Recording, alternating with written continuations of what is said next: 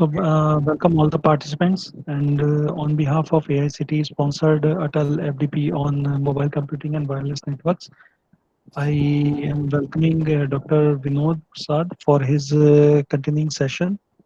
So he already took one session in our FDP, and this is the second session, and I think the session will be the continuation of the first topic. So if you have any problem regarding, or if you have any question regarding the first session, you may ask. If you want to ask, you may ask. Otherwise, sir will start the new ones. So please, Vinod sir, please start. Thank you. Thank you. Good afternoon, all. As Sir told that I have taken first session based on the cognitive radio, basic approach and key technology. So, if you are having any questions, I will be happy to answer you. Otherwise, I will start the same topic to some much more advanced stage that is being done right now in the current scenario. So, we will have a discussion basically from the energy harvesting point of view, that how this RF energy harvesting can be incorporated in the counter radio scenario. Okay, if you have any questions, please write in the chat box. At the end, I will answer. If you have any question right now, I will answer. Otherwise,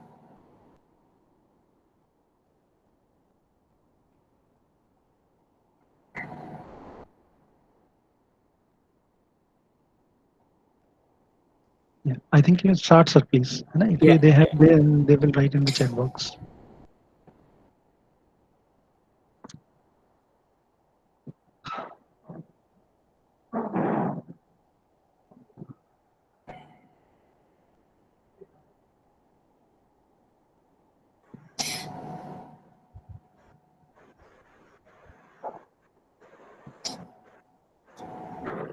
Okay.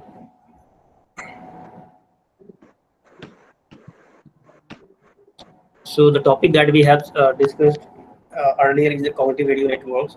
Basically, this technique is useful to effectively utilize a given spectrum more efficient way. And basic approaches, challenges associated with this technique was discussed earlier. So we'll have a little bit introduction about the current scenario. Basically, we'll have discussion regarding energy harvesting, and for that we'll have a look on the different sources of energy harvesting, and then the advantage and the benefit of this different way of energy harvesting. And then we'll have some of the models where some of the impact of these parameters, energy harvesting parameters, while evaluating the performance given CR networks will be shown.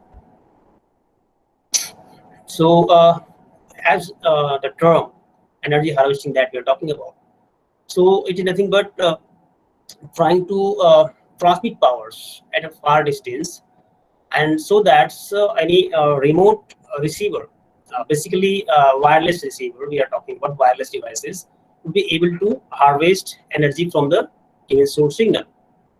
This is to recharge its battery. So if you talk about this energy harvester, basically it consists of it should capture, accumulate, store, and then manage that ambient energy in order to convert this in some useful electrical energy. So this kind of application, this kind of energy storage are basically useful in low power devices like sensor nodes or maybe IoT devices, because if we think about the current scenario, in today's world, we are talking mostly about the IoT kind of devices, 5G. And if you go for any IoT devices, because if you talk about Internet of Things or Internet of Everything, for that actually 5G is there, because you will have lots of devices, and then for that, in order to guarantee this wireless link, this 5G technology is used to provide every device to transfer or transmit data at much faster speed. So if you see for IoT kind of application, there are actually devices which are mostly operates based on takes very less powers. Like suppose a bulb or maybe any switch that should be remotely monitored. So either it can be on or off. So this can supply powers or can provide a way to harvest energy, then it would be very much helpful in order to attain a self-sustainable network. Why we are talking about this energy harvesting? See, consider a scenario where in the suppose after 5 years or more than that, you will have a network where number of devices will be connected, and all these wireless devices are basically uh, battery operated. So a time will be required. Obviously, these wireless devices will drain out at some point of time. So one has to recharge their battery, and if the network size is very big, very large, then recharging these devices, the battery of these devices, will take some time. It will very much inconvenient. So if there is any way to provide some kind of power, so that these devices harvest their own, uh, that will be very much helpful, because we don't need to recharge this battery. They will recharge their own and remain in the network. So in that way, it can somehow improve the performance of the network, and it will avoid such situations where we require to recharge this battery. So the question then arises that what kind of means how much power actually these devices requires, and how much powers can be harvested, and what are the different source of the energy harvesting. Now, if you see, there have been number of sources like solar power, wind power or wind energy, thermal energy, EM wave also can be used. So these are some of the sources of energy where one can harvest energy. But see, out of this, what I've said, this source of energy actually are somehow dependent on the nature, and that's why it limits its performance of the devices where we are considering the harvesting nature of the devices. So in that case, EM wave based energy harvesting seems to be more perfect for such a scenario, like wireless networks, wireless devices requiring very less power. So because these EM waves are available all the time, that we know. Nowadays, lots of devices are there, surrounded by us. Suppose we are surrounded by like TV transmissions, maybe mobile phones, mobile towers are there, so Wi-Fi are there, and any devices like it can be in any form if you consider any devices, and all these devices somehow transmit energy. So this energy is actually wasted. Suppose your base station transmits some signal to a given particular mobile user. Obviously, that signal will produce some kind of interference, or some power will be inflicted on some other device. So if you can harvest energy from there, it will be a very good idea. That's okay, because these devices are sitting most of the time idle. These sensor nodes, if we talk about, they are not working at all the time. So during their idle time, if they can harvest energy, that will be very much beneficial, because they can harvest and then the same energy can be used for their own communication. Likewise, we have discussed earlier also that in case of cognitive radio, we were talking about this white space, that it will sense some of the spectrum. If it finds that okay, the given spectrum is free, then it will utilize that portion of the band. And if that band is being utilized by the licensed users, it will remain silent. Now consider this scenario, because instead of remaining silent, if it can harvest energy, because obviously this unlicensed user will be sitting idles if it finds that okay, some of the bands which they want to acquire or which they want to transmit for their own communication, if that band is not free, so instead of sitting idle, it can harvest energy from the other sources. Maybe it can harvest either from the source which is from which it receives a signal, or it can harvest energy from other devices which are transmitting the same band. From there also it can harvest energy. So in that way, we'll discuss the different sources of EH. Now, if we consider the basic structure of any EH circuit, it will consist of RF transmitting antenna, RF generator, where it will transmit some RF power. If we are talking about the from antenna point of view, obviously it can have two field. One is the near field, that we know from the basic understanding, that near field, that is non-radiative nature of the EM wave, and one is far field, that is the radiative nature of the EM wave. So there will be some kind of source where the energy can be transmitted. We'll have a look that what mode of harvesting will take care, depending on the application. Then at the receiver side, we will have a receiving antenna that will have a kind of diode. Matching circuit will match to the given signals, so that impedance matching kind of things are required, so that maximum powers will be transferred. Then we'll have some kind of low pass filters. Then we'll have some energy managements like storage, and then supplying this energy to the applications where it requires, basically power consumption and duty cycle. So basically it consists of two parts, rectina as well as one is power management and energy storage. Rectina will generally consist of receiving antenna, matching filter, and rectifier. So people are working there. These blocks actually says that number of things one can design signals in a way so that if someone transmits the energy, it should be transmitted fully. Because suppose someone is transmitting 5 watt or some, let's say X, then we require the receiver side, we should gain all the powers, whatever you transmit. But that is not true in case of wireless technology, because there are some challenges. Because if you transmit a signal, it will pass through open space, and then it can depend the distance, fading, shadowing. Lots of things are there where it can the received signal will get decrease at the receiver side, will be less as compared to the transmitted one. So this is just a basic structure of receiver circuit. Now, as you said that if we talk about this alternative source of energy harvesting, so if you say that solar, it is having a power in the range of 10 microwatt to 10 milliwatt per centimeter square, and then photovoltaic kind of techniques are being used. It's high power density, but the thing is that it's not always available. In a similar way, there can be vibrations with the source of energy harvesting, where these are some of the what we can say that the kind of power density that is being available, and the kind of techniques has been used in the recent in the past, and then what are the challenges.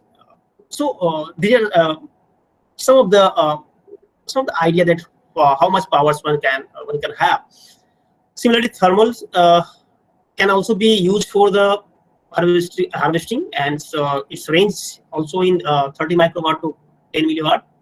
And there is one RF you can see out of these sources, it is having very less power actually. See, its limit is 0.1 microwatt to 1 milliwatt. And this harvesting technique that we are that is being used is antenna. But the thing is that advantage here, it is always available. Disadvantage is density is very low, because, and also it decreases with respect to distance inversely proportional to the distance. So these are some of the source of energy harvesting.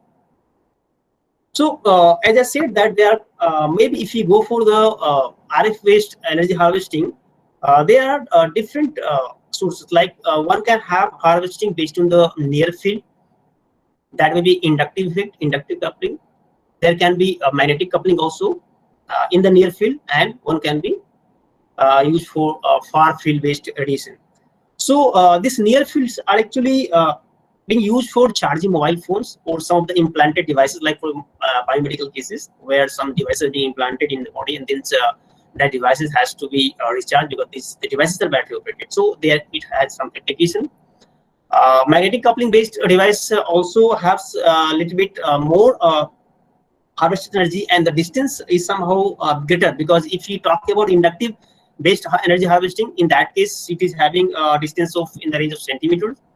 And if you talk about this magnetic coupling based effect, then in that case it is having some meter. But the problem here is that one has to align the devices actually, the device which is going to harvest. And if such kind of techniques being used, suppose magnetic coupling based, so in that scenario actually you have to align the devices. So perfect alignment kind of things are required, and that's actually increase the complexity of the said technique.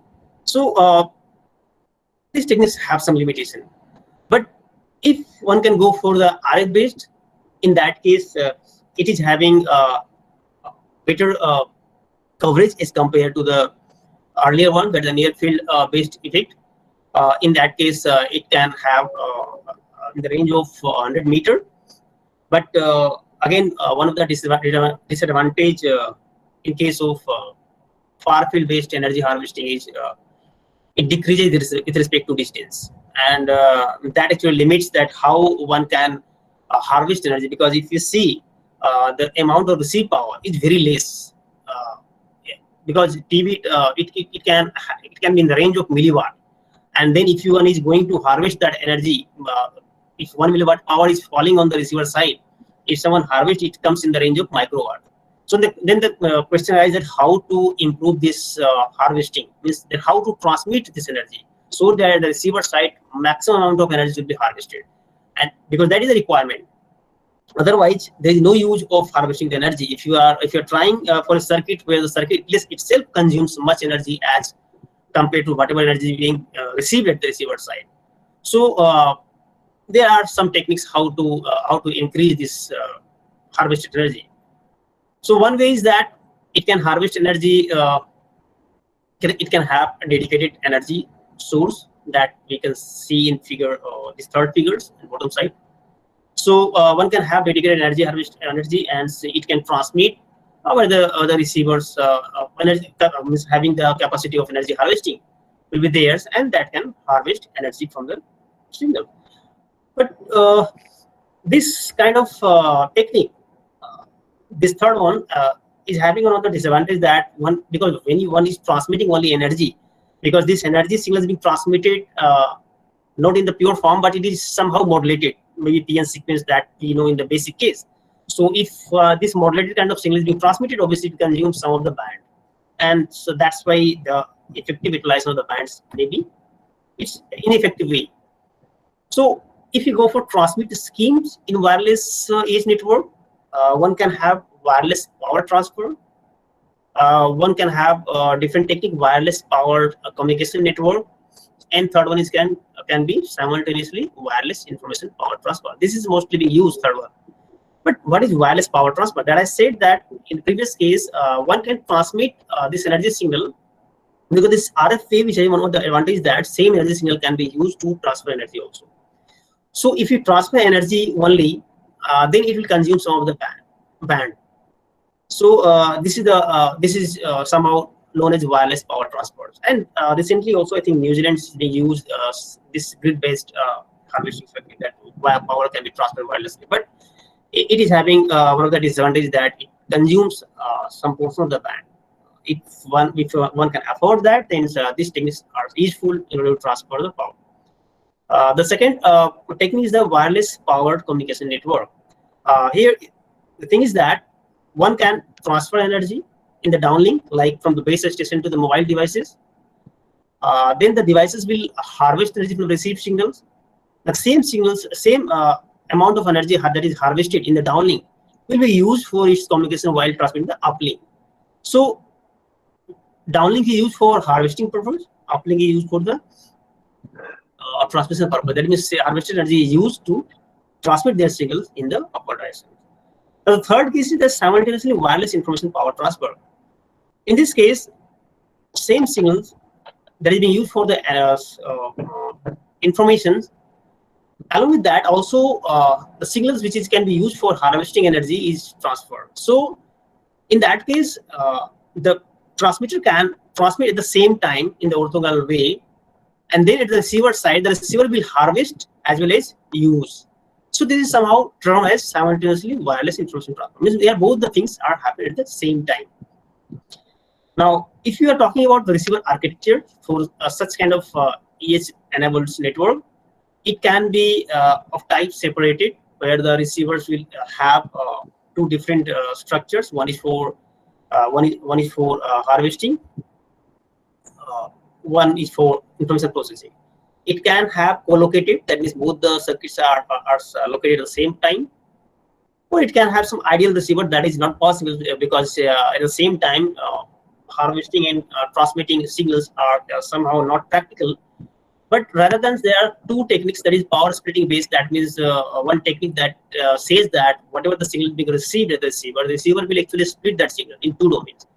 the half of the signals in power domain actually. So some portion of the power of that received signal is being used for harvesting, and some portion of the power of the received signal is being used for processing the signals. Similarly, there is another technique that is time switching based receiver, where the received signal is split in two time domains. First, from the received signal, it will harvest energy for a given time period, and then the remaining time period will be used to process the information. So these two techniques are mostly used in the current scenario because these are somehow more practical, and so there are some test bits where these techniques are implemented, and so people have shown some of the demonstration that how much energy can be harvested from such techniques. Then there is another technique that is antenna selection receivers, where one can have a number of antenna. See this first figure.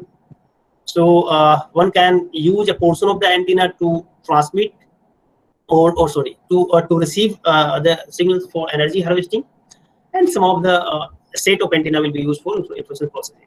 So this requires some kind of trade-off, because how many antenna?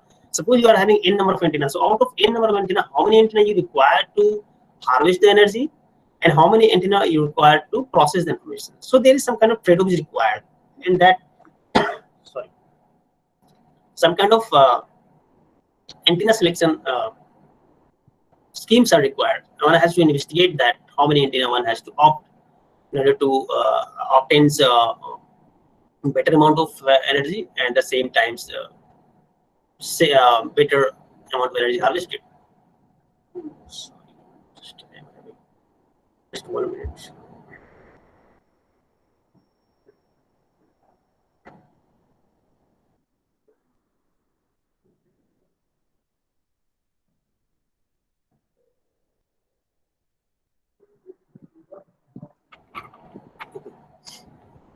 So this is one of the scheme. Another scheme that we said that time switching based, where the receiver will actually receive the signal.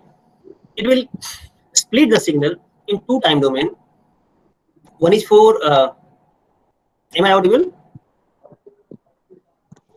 Let me check.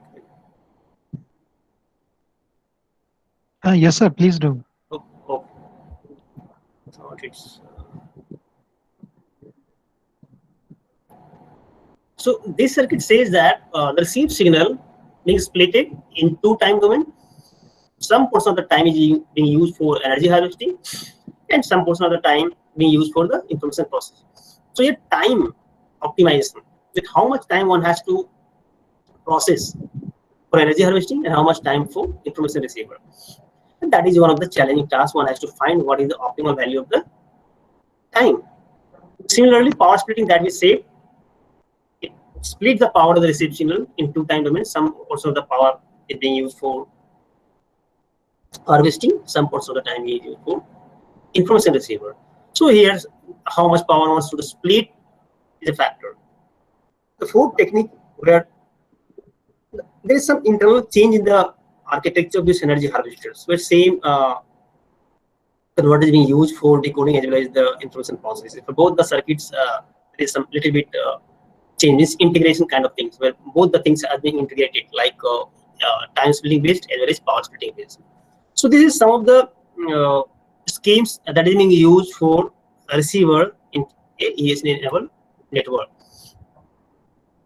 So if you see that for RF-based energy harvesters, if you have an isotropic RF transmitter, then the sources of power is forward. One has to take care, because there are certain agency which limits the amount of transmit power. And one of the disadvantages that we have discussed here is that this RF signal is very low. So if it is very low, then the amount of harvested power is very less. And whether that is useful or not, that's a challenging thing. But also there is some limitation on the transmit power, because one cannot transmit RF power very high. So there has been some agency which limits these powers, and it has been maintained an EIRP of effectively isotropic radiated power, and this is 4 watt is the limitation. So here you see that 4 watt of powers in the band of 902 to 928 megahertz, a distance of 15 meter is achieved with a harvested power of 5.5 microwatt. And similarly, we can see for all the cases. And this is just available scenario that what kind of power is being transmitted, and what is the amount of harvested energy, and whatever the distance that is being covered. The research challenge here is that one has to increase the amount of harvested energy for sufficient amount of distance, and that is the scenario people are investigating. See, here's the TV transmission tower that transmits very high power actually. The TV transmitter actually transmits very high power. So obviously in that case, the amount of harvested energy is high. So the performance metrics that is being evaluated for a EH-enabled network would be efficiency, sensitivity, output distance, and output power. Efficiency in the sense we are saying that people are investigating at the receiver side how much power should be convert. Means suppose P amount of power is falling, then one should be able to convert all the power. But that is not happening. It depends on the efficiency of the harvesting circuit. The other challenge is that the sensitivity, because this information as well as energy harvesting, both the circuit have different sensitivity. Information receiver can have a sensitivity minus 90 dBm, whereas this EH circuit is having a different sensitivity of minus 40, around 40. So both the things are having different sensitivity. So one has to improve the sensitivity of the EH circuit. Otherwise, if sensitivity is very high, that means it will take more power to turn on. In that case, the amount of energy that is falling on a given EH receivers may not be useful for that receiver, because it may not harvest energy from the received signal, because the amount of signal is falling at the input side is very less. I cannot sense that one. A third one is that operation distance. One has to increase the distance. How this amount of harvested energy gets improved based on the distance. So obviously, distance remains a factor. Different techniques like a beam forming can be used.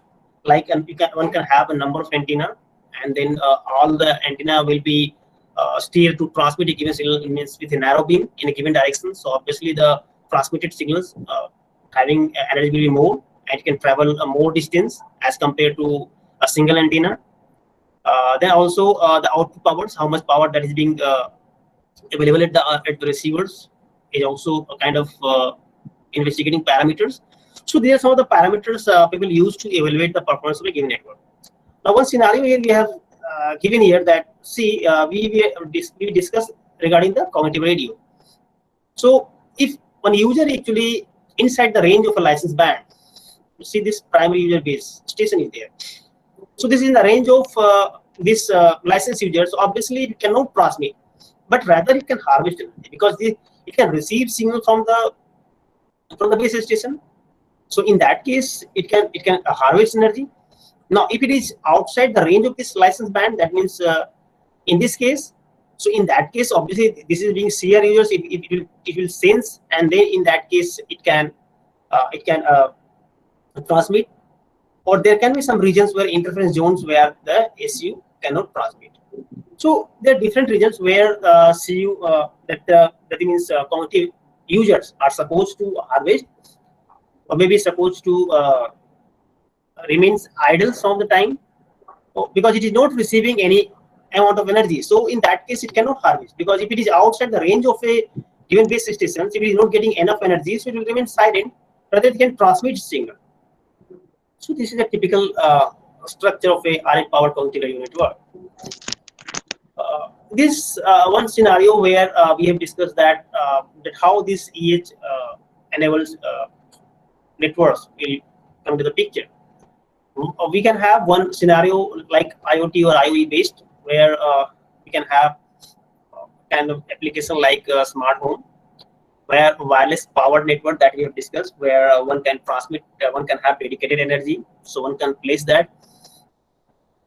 We can have some kind of devices like RFID based things which requires very less power, so there one can have a kind of harvesting based, maybe based on the either of the schemes, maybe simultaneous wireless information power transport, SWIFT kind of technique, or it can have a warehouse management kind of thing.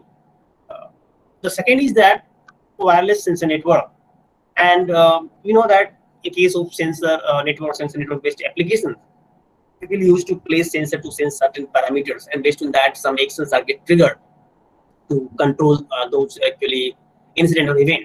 So a sensor network can be placed either in a forest or maybe at the mountains where sliding may happen, landsliding kind of thing, and the people cannot go all the time to check those nodes whether they are actually live or dead, because the battery may be drained out. So in that case, how to recharge them, and one cannot go all the time.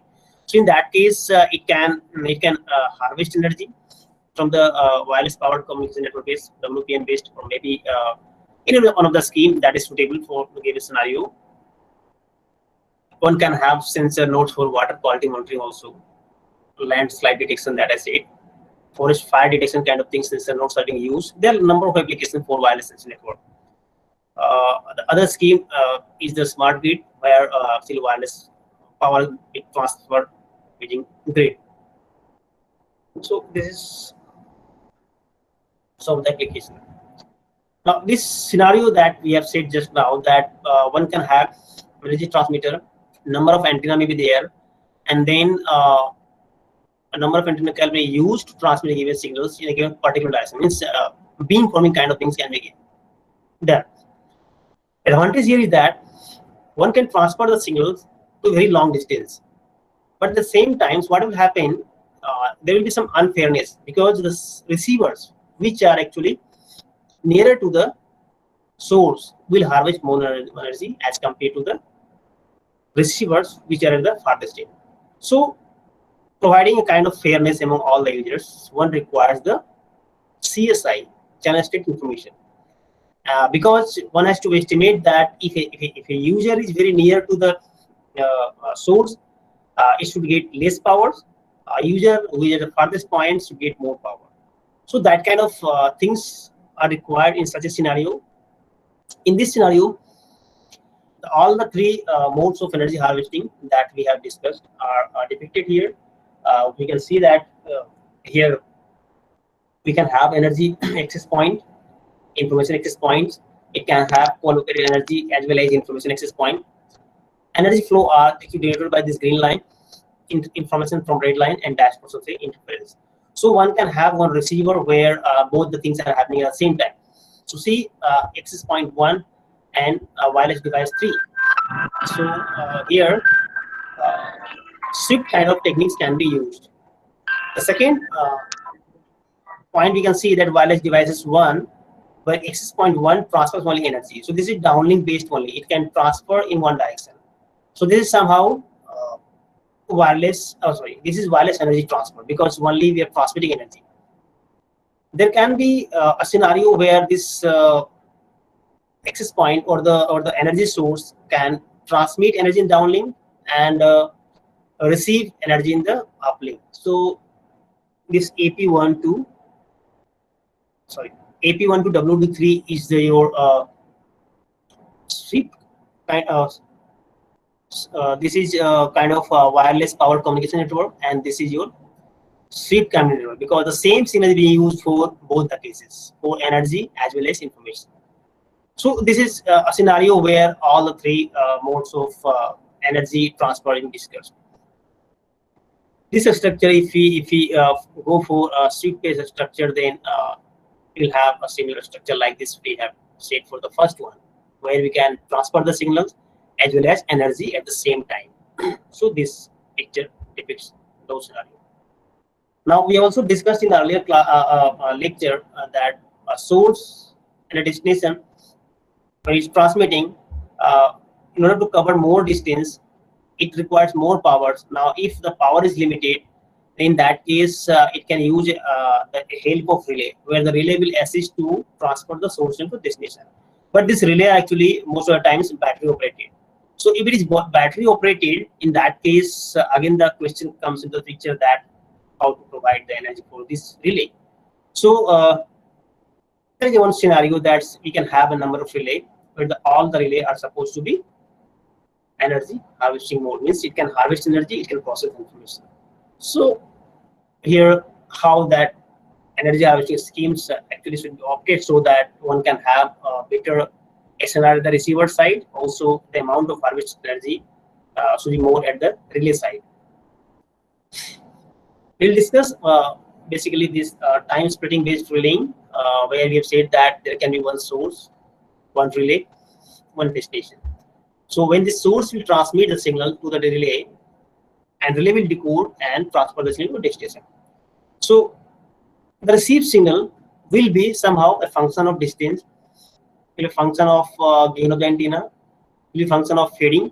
But since the only uncertain things in a wireless scenario is fading, the multipathetic. The remaining things are like somehow deterministic, because the distance can be calculated, it can be estimated. Okay, the receivers are placed at a certain distance. Then so that the gain of the antenna, all the things are deterministic. So we will investigate the impact of this fading parameter. So when this received signals will be varying or will decreasing as a function of this fading.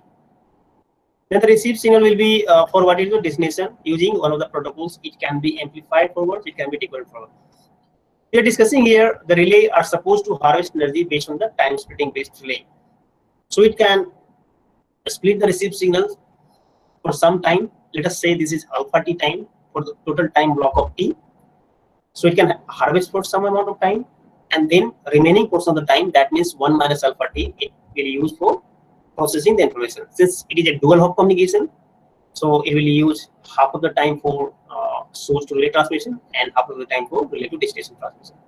And the circuit structure that we have discussed earlier, that this will have energy harvesting circuit as well as information processing, where it is having a direct converter circuits where this RF to base band conversion will be done, and then some kind of filtering is being used to process the information.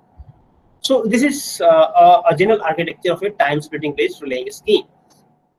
The thing is here is that how one has to optimize this value alpha, because you see, if you want to harvest more energy, obviously this portion of the time gets increased, but at the same time what will happen, the out of total time block, the processing information processing time gets reduced, and if it is getting reduced, obviously the destination may not be able to decode the signals, and then the total information get lost. Actually one cannot get the signal. So then how to optimize this value of alpha, the splitting factor? It's a training task. So if you go a little bit mathematical sense, that the harvested energy at the relay one can calculate, because the harvesting circuit will have certain efficiency.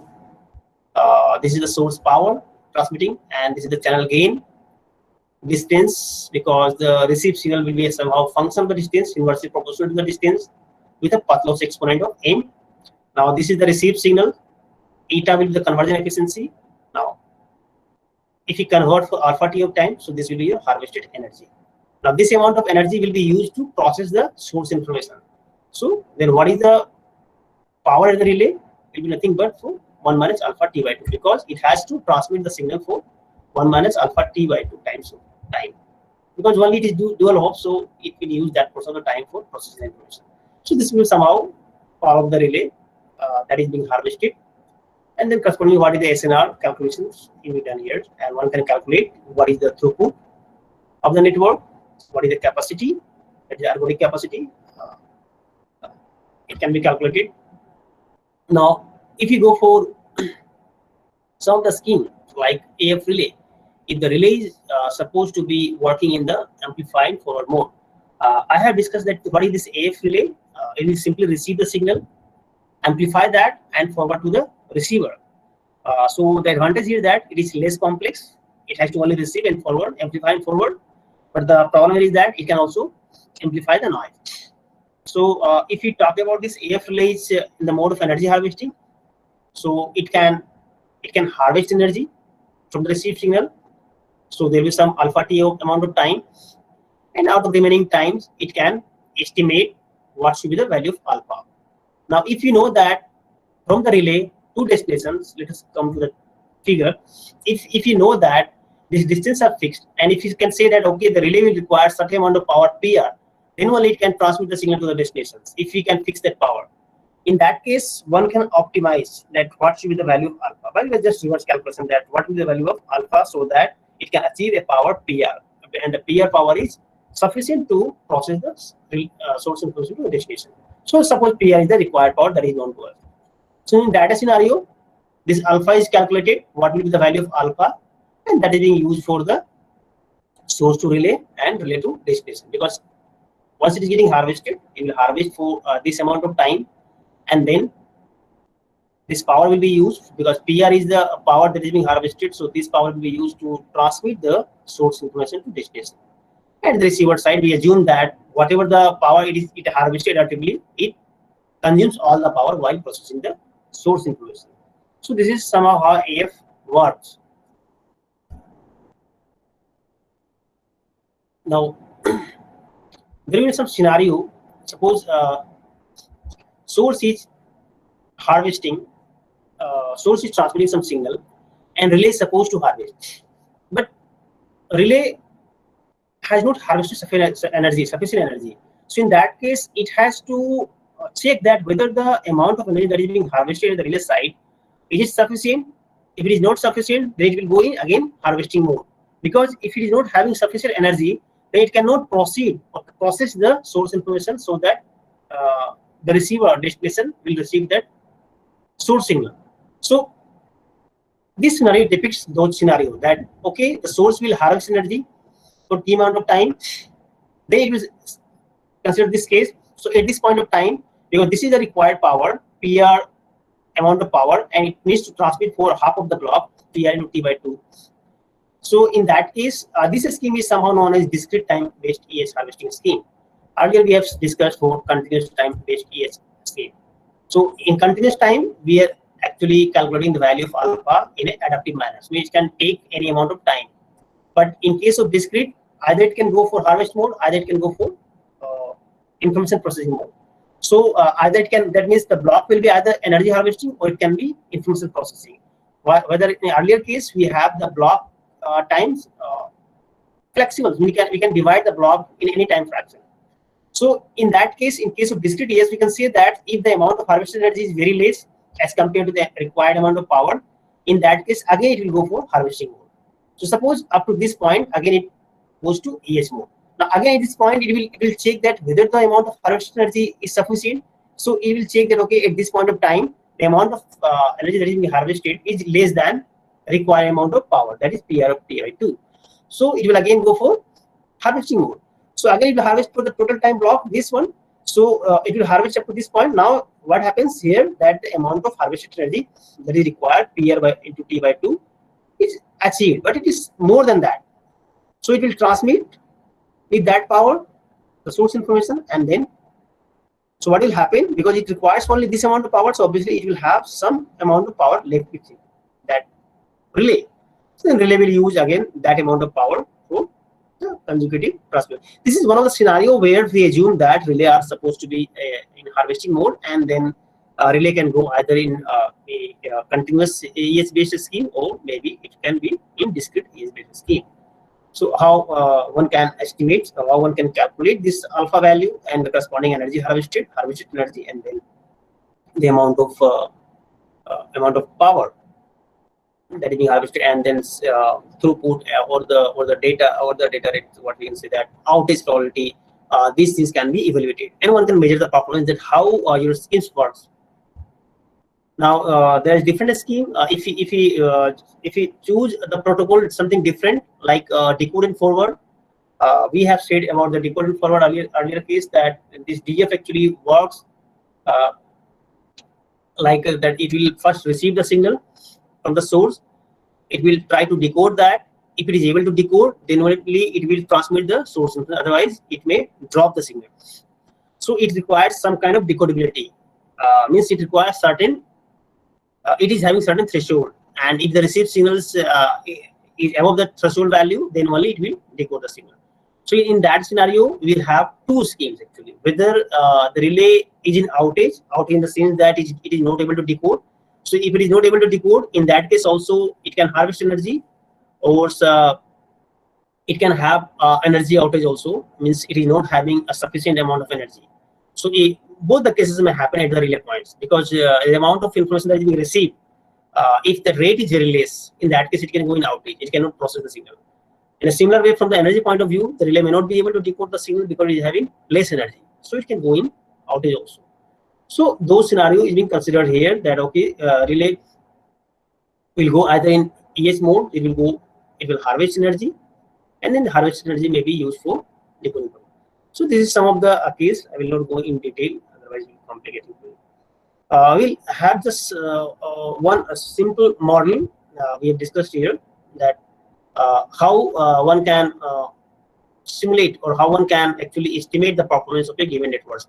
We are not discussing here the case of cognitive radio. One can assume that case also.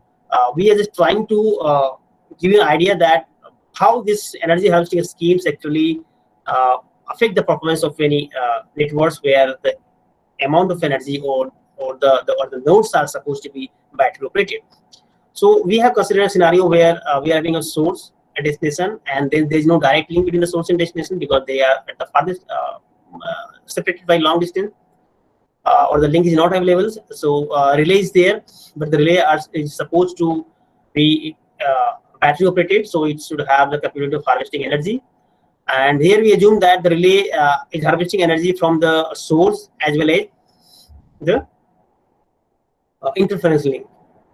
Further, one thing I forgot to mention, that this harvesting that we have discussed, most of the time the people have considered that this harvester circuit converts the amount of energy in a linear way. That means if it gets P amount of powers, the amount of energy that is being harvested, the output will be linear function. That means it will vary linearly. But in real case, it is not linear actually. The efficiency is not linear, it is non-linear. And that's why that means that the amount of power that is falling at the input side, the output will have a different amount of powers based on the case how much power is falling at the input. Means if the input power is very less, it will convert very less. If it is more, it will convert more. So that's why it has some kind of non-linear efficiency. So we have considered those scenarios also here. So based on the given scenario, we have actually estimated what is the energy harvested in the relay.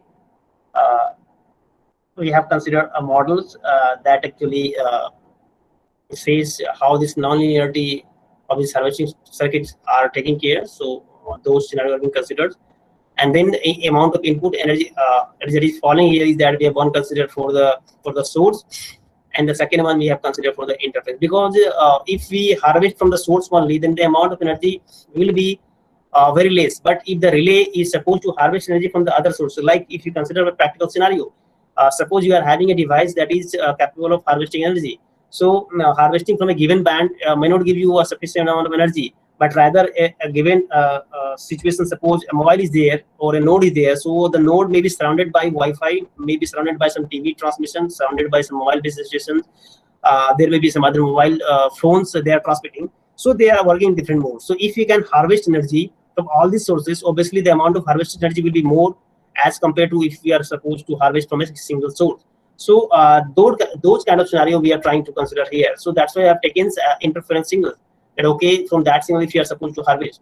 The problem here is that because if you are going to harvest from the other source, then the interference also will degrade the performance of the network, because it will produce more interference. So obviously this SINR will get reduced, because the noise power also, when we are processing the information, will get reduced. So that kind of scenario may happen. So one has to design a filter where your harvester cycle will go in two modes. When it is going to harvest, it will take all the source. When it is going to process the information, it will take only the source signal. So that kind of scenario we have to take care. So this is the signal that is being received due to the interference. This is a situation that we are talking about, that the harvested powers is not a linear function of the efficiency. This is the case mostly considered in the literature. Recently, it has been shown that this is not a linear function, but rather it is non-linear. Means the amount of power, if it is falling at the harvester circuit, it will increase initially, but it will get saturated after some time. Now, whatever power you give at the input side, it may not increase. The amount of harvested power remains saturated at some. So this is that scenario. Now, this is one case that okay, if we want to find out what is the throughput of the given network that we have considered just now, as we have said that the relay are assumed to have a given power, constant power PR, because if the relay is having this much power PR, then it can transmit the source information to the destination faithfully. So we have assumed with respect to PR. Now, if we can see that if you increase the value of PR, the performance gets first increase and then decrease. So why this is happening? See, if you increase the value of PR, so that means that the amount of power that is required for the relay to operate perfectly uh, you need to harvest more energy. So in that case, initially the relay actually harvest energy. So that's why this alpha value gets increased, and initially it gets increased. But after some times, if we increase the value of alpha, obviously, if you increase the value of PR, that means what happens that suppose at point 4 minus 4 dBm. So at this point of time, the whatever the power that is required for the relay, the alpha change itself, because we are considering TSR based, time splitting based structure. So the time gets increased for harvesting time. Now, when we increase more than -4, what happens that the amount of harvesting time gets increased, so that the information processing time gets decreased, and at that point of time, the receivers are not able to decode the information signal.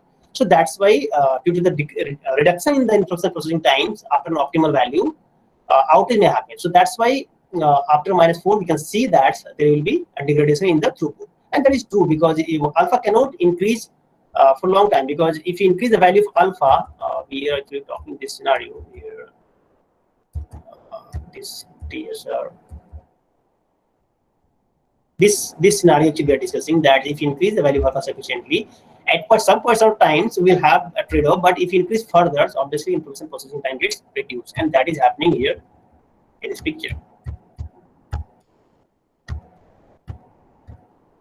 Similarly, for other cases, that how this nonlinear efficiency impacts can be seen on the throughputs. Obviously, nonlinear efficiency says that the amount of harvested power gets saturated. If you give high amount of powers, doesn't matter, it will saturate after some point. So obviously, the performance will be less or worse as compared to the linear case, if you consider ideal case.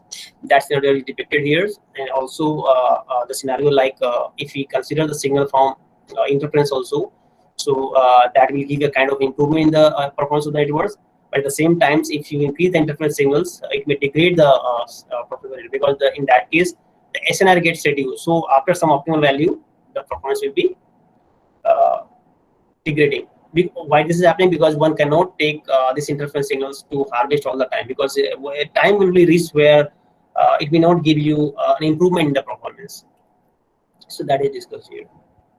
Similarly, there are some different schemes like power splitting based relaying schemes, where these powers are being splitted, received power gets splitted, and then separate portion of the signals will be given to the two circuits, energy harvesting as well as receiver. So this is some of the things I will not discuss. I think I'll stop here. As I'm supposed to finish around 4, so I think I'll stop here. If you have any questions, then please ask me.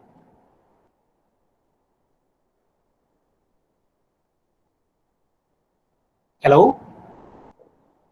Yes, so all the participants, if you want to ask say something, then please ask.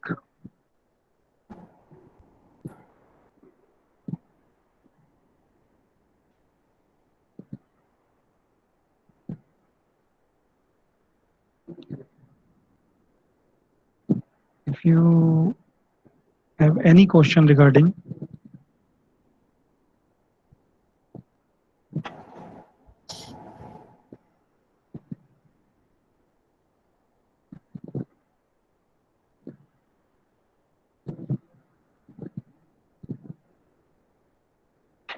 I think,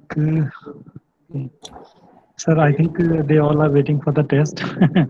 Oh, yeah, seems to be. Yes, yes. So, okay, on behalf of AICT sponsored Atal FDP on MCWML, I wish to convey my regards to Dr. Vinod for taking this particular session and sharing his knowledge with us. So, thank you. Thanks a lot, sir. Thank you. Thank you. Thank you. Thank you.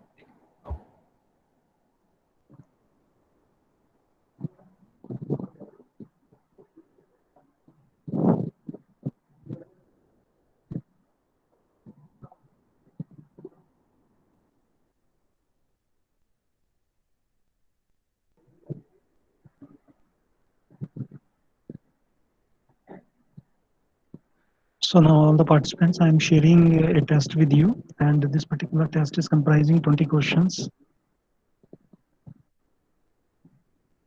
This test is comprising 20 questions, and the passing marks are 60%, so please take care. Fine. Okay. So I'm sharing both the links. The link for the